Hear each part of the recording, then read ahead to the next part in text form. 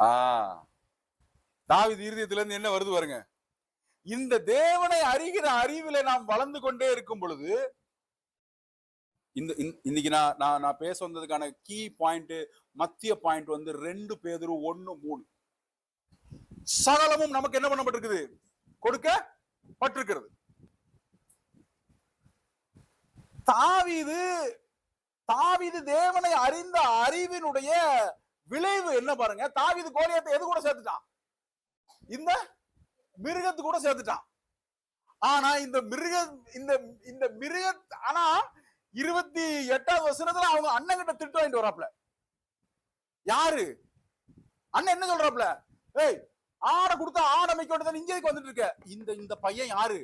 ஒரு கரடியையும் சிங்கத்தையும் கொன்னு போட்டு ஆட்டை மீட்ட இந்த தம்பி அண்ணன் கிட்ட என்ன பேசல? அண்ணன் திட்டானா அண்ணனுக்கு உன்ன என்ன தெரியலன்னு அர்த்தம். இவன் கரடியும் சிங்கத்தையும் தாடிய புடிச்சு வாயை கிழிச்சு போட்டு, அப்போ அவனுக்கு தாவீதுக்கு என்ன பலன் இருக்கு பாருங்க. ஆனா அண்ணனுக்கு என்ன பண்ணல தெரியல. கூட இருக்கவன் என்ன சொல்றான்? கூட இருக்கவன், நீ எதுக்கு இங்க வந்த? உனக்கு இங்க என்ன வேலை? இன்னொன்னு சொல்லுவாங்களே நம்ம தமிழ் அழகா, இரும்பு அடிக்கிற இடத்துல எத்தனை பேர் தெரியாது? பழமொழியாது பேரு.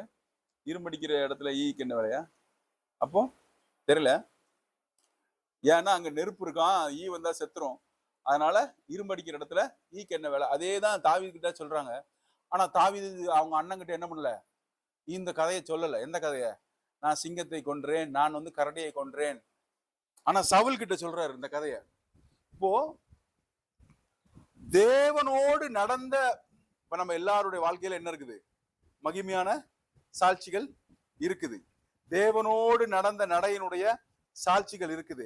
ஆனா கூட இருக்கவன் உன்னை என்னதான் பண்ணிட்டு இருக்கான்? கூட இருக்கவன் நம்மள அற்பமா தான் எண்ணிக்கிட்டு இருக்கான். ஆனா தாவீது அதை என்ன பண்ணல? பெருசா கண்டுக்கல. தாவீது திருப்பி என்ன போறாரு? அடுத்த பிரச்சனைக்கு போறாரு.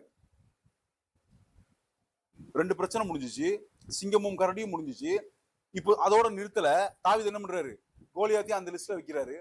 நீங்க கவலைப்படாதீங்க, நான் முடிக்கிறேன். இதற்கு பின்னாடி தேவனை அறிகிற அறிவு.